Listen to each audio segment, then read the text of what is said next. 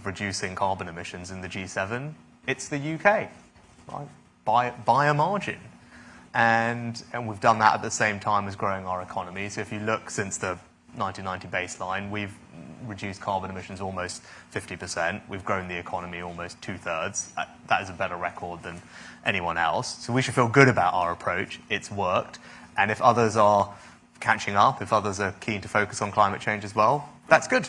I welcome it. But as I said, and we discussed this specifically at the G7, and you see it in the communique, policies that descend into protectionism at the expense of allies, zero-sum competition that just harms each other, isn't the right approach. But as you'll see, what I've just said has been agreed by our partner countries as well. Now let's move to Ukraine. You've seen a lot of President Zelensky recently.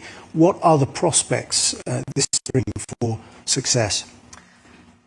My first reflection is because people talk about this counter-offensive, and it's probably worth us bearing in mind that what Ukraine's been doing for the past year is a counter-offensive.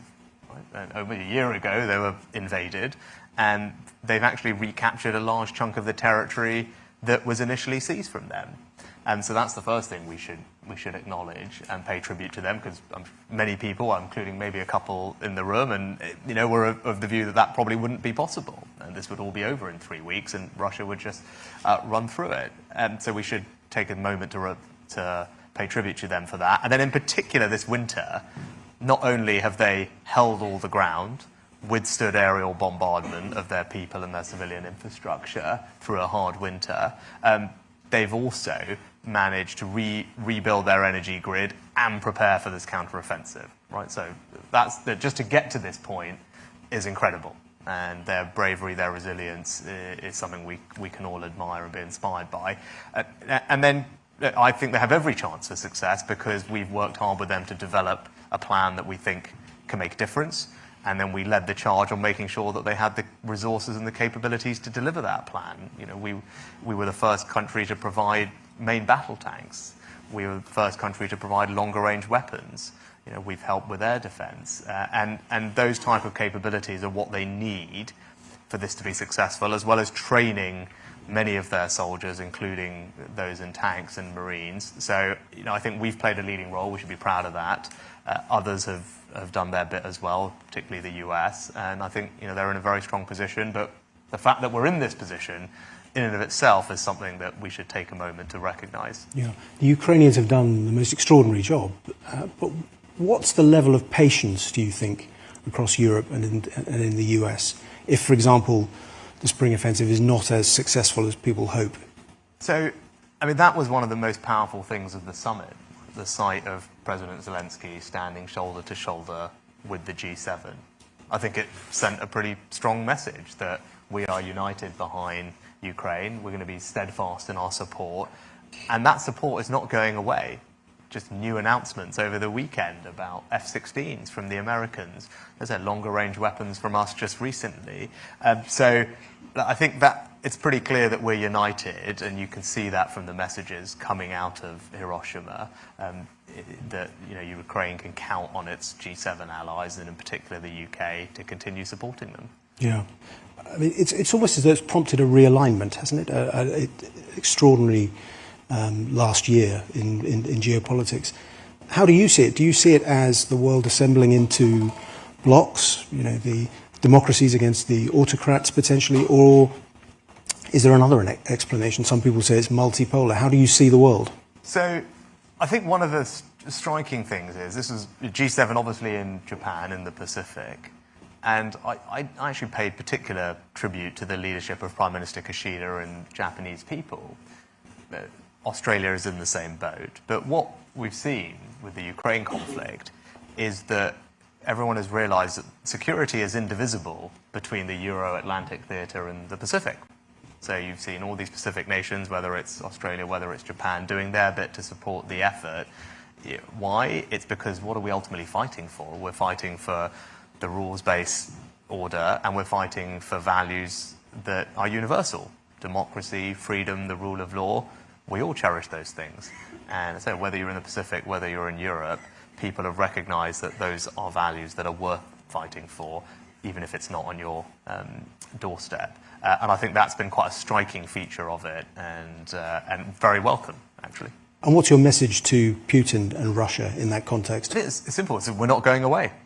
And we are now leading the conversation with allies about what longer-term multilateral and bilateral security agreements we can put in place with Ukraine to provide them not just with support for the summer, not just with support last year or next year, but long-term support that they can count on. And there's lots of different ways and forms that that can take, but we are leading and shaping that conversation. Why is that important? Well, I think we owe it to Ukraine, but also I think part of Russia's strategy is to just wait this out, right? I mean, they thought this would all be over in 3 weeks. We're still here a year later, but they will be thinking, well, maybe we can just wait this out. As you said earlier, people might tire. Western democracies, they get bored, they'll move on. So part of putting these things in place now and making it clear to Russia that that support will be coming to Ukraine for years to come means not only can Ukrainians have confidence in their ability to defend themselves into the future, it also serves, I think, as a deterrent and a message to Russia that the waiting it out strategy is not going to work. And actually, the right and only course of action for them to do is to withdraw and stop the conflict. And how do you assess the threat to the rest of Europe? What happened in Ukraine and is still happening has prompted enormous change, with Sweden potentially about to join NATO, Finland having joined NATO. European security is now back on the agenda. Yeah. I mean, that was one of the great miscalculations that Putin made, that far from fragmenting the allies, it has strengthened them. I mean, he's ended up with Sweden and Finland on a path to NATO membership. He's ended up with an alliance that stretches, as I said, across geographies, 140 countries in the UN condemning Russia's actions, virtually isolated on the global stage, and then in a more hard-edged kind of slant on it, defence spending is going up everywhere, including in the UK, including in all our European partner countries. So, what Putin has done is catalysed a bunch of things that he probably thought would not happen and would prefer not to happen. They are happening as a result of his actions. And that is good for European security. These are, what's happening in Germany, what's happened in Japan.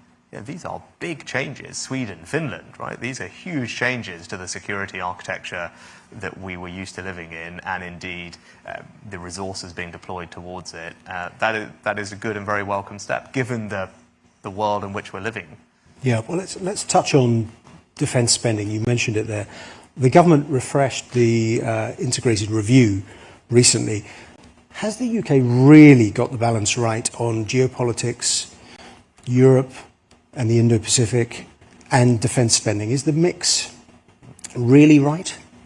Yeah, so that's a big question. So on the defence spending, I think the answer is yes. So, we've always been one of the largest spenders in NATO on defence spending, largest in Europe, one of the few, minuscule number, who have continuously met our 2% of GDP target. We spend more than 20 other NATO countries combined. And then it's not just about the money, even though the money is increasing, and we're rising up to 2.25% over the next few years, with an ambition to get to 2.5% as soon as the economic and fiscal circumstances allow. Chancellor recently put £5 billion more into both the nuclear enterprise and rebuilding our stockpiles, on top of the record-breaking settlement that I gave the MOD when I was Chancellor. So the money's there. Then the next question to ask, well, is it being spent on the right things? Do we have the capabilities that matter? And the answer is we do. Right? We're one of 2 NATO countries that has the ability to deploy 5th-generation aircraft from sea. Right? We have a nuclear deterrent. We have an offensive cyber capability. I could go on. Do you have a fear on the army, which has shrunk a lot and may shrink again? Yeah, so the army will have a total force capacity of 100,000, split between regular and reserves. Now, the Defence Secretary is currently in the process of reviewing that, and there'll be a defence command paper which will be issued shortly, which will talk through all that. But ultimately, my job is not to second guess the decision that our military chiefs are making. What I can say, and what we've delivered as a government, is record defence uplifts and a trajectory of increasing defence expenditure. And everyone should feel very good about that in absolute terms and relative to all our allies. How that is best spent to deal with the threats that we face ultimately is a question that our military chiefs will make. And as I said, I've ran through a bunch of capabilities that we need to have. And no doubt you could put AUKUS in that mix as well, with offensive submarines, so aircraft carriers and a carrier strike group, etc., etc. That's a decision that they will make and optimise our forces appropriately for that. Do you think it might eventually have to go quite a bit higher, actually? If 2% was deemed okay when history was presumed to have ended, after the end of history, I mean, 2.5, 3, or 4% in Poland's case, actually, this year, are we not, as democracies, getting more into that sort of level of spending being required? Well, again, I just go back to what I said. We're one of the minuscule number of people that actually spent 2% over the last decade. Right? Virtually nobody else did. We have.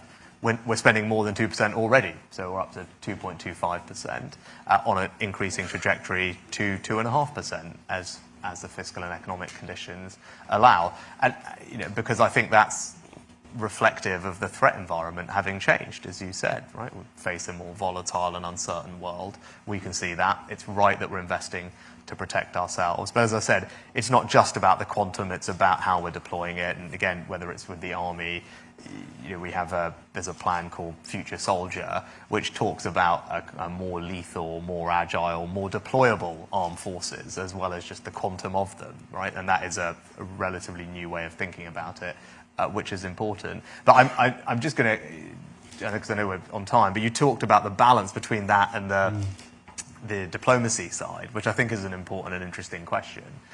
And I think in the environment we're facing, it actually is incumbent on us to, what we described in the integrated review, is to out-cooperate and out-compete our adversaries. And actually what we want to be able to do is shape the international environment that we're operating in, and relationships matter. And that's why I think we have invested very heavily in building diplomatic relationships in all three theatres, in the Atlantic, in Europe, in the Indo-Pacific. And you can see that just this week, the partnership that we've signed with Japan means that the UK-Japanese relationship is the strongest it's ever been, particularly on defence and security, where the arrangements we've got with them now, we are the only European country that they've ever done that with, and only the third country ever beyond the US and Australia. We're starting to have those conversations with South Korea. We joined CPTPP. We've got AUKUS. We've got the GCAP program for our next generation of fighter aircraft with Japan and Italy. And as you can see, whether it's the Windsor framework and other things, or deals with the French and the Albanians on illegal migration, we're diplomatically operating in all theatres, delivering benefits for people at home. A very quick final question. About Britain's place in the world. British economic performance in the last decade has been, I think it's fair to say, suboptimal. Now that has consequences. We've talked about defence spending. But given that backdrop, how do you respond to those saying, naming no names, Simon MacDonald, that Britain has a declining role in the world? So look, I'm going to gently push back on the economic one first, in the sense that, well, if you look, what's happened since 2010, and actually new IMF forecasts out today, which are a big upgrade in UK growth, which has been systematically underestimated for many years. What is the record since 2010? Right. Well, the record is we've grown just the same as Germany, faster than France, Italy, and Japan, and only behind the US and Canada. Right. That's the record. Right. Is that suboptimal? Great. Of course we always want more growth, but out of all the people who have to import energy, we're top of the pack with Germany. So that's the record on growth. And during that time, what else have we done? The Chancellor had an excellent op-ed recently, which kind of went through some of the greatest hits. We've created Europe's largest life sciences sector. We've got one of the world's best creative industries. We've, clean growth we've got the second largest installed base of offshore wind. We've got strength in financial services that's world leading, and I could keep going.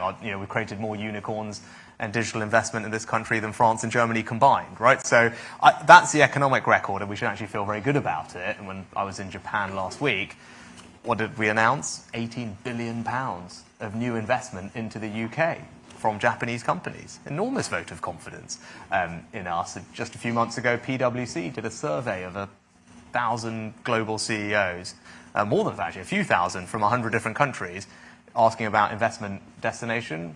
Number one European destination? UK.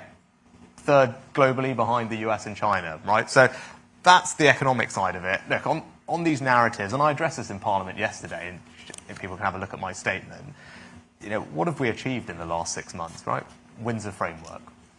New deal with the French in a summit, the likes of which we haven't seen for years. New deal with Albania to strengthen our ability to deal with illegal migration. We've got CPTPP, first European nation to exceed. The GCAP program for the next generation of fighter aircraft with Italy and Japan. We've got the Japanese defense deal that we've just signed. We've got AUKUS, incredible, unprecedented defense partnership with Australia and the US. We've got our leadership on China and probably most importantly our leadership on Ukraine, not just with hard support but also leading the conversation from an intellectual perspective about the right way to try and resolve this conflict and make sure that Ukraine is successful. That's what we've just done in the 6 months. And I don't know how you can look at any of that, as I said, operating in the Atlantic, in Europe, in the Pacific, delivering benefits for people at home, whether it's tackling illegal migration, creating jobs, growing businesses. How can you look at any of that and say that Britain is not anything other than confident, free, and doing great stuff that's making an enormous difference in the world? That's what I see when I look at our foreign policy, and having spent a week with people from around the world, I think that's what they recognise too. Britain is absolutely delivering, not just internationally but domestically. We're a respected ally, and we're doing something that I don't believe any other country could do. And the best way to think about it is that in the space of about 10 days, I went from having the first Anglo-French summit we've had in years, very successfully, then going to San Diego to sign AUKUS with 2 of our Five Eyes partners, Australia and America, and then a week later we acceded to CPTPP as the first European nation to do so. Right? Which other country could do all those 3 things? Right. I'll leave that to you, but I think there you go. I mean, that's the case. So. On that optimistic note, Prime Minister, thank you for joining us at the London Defence Conference, the Prime Minister. Thanks very much.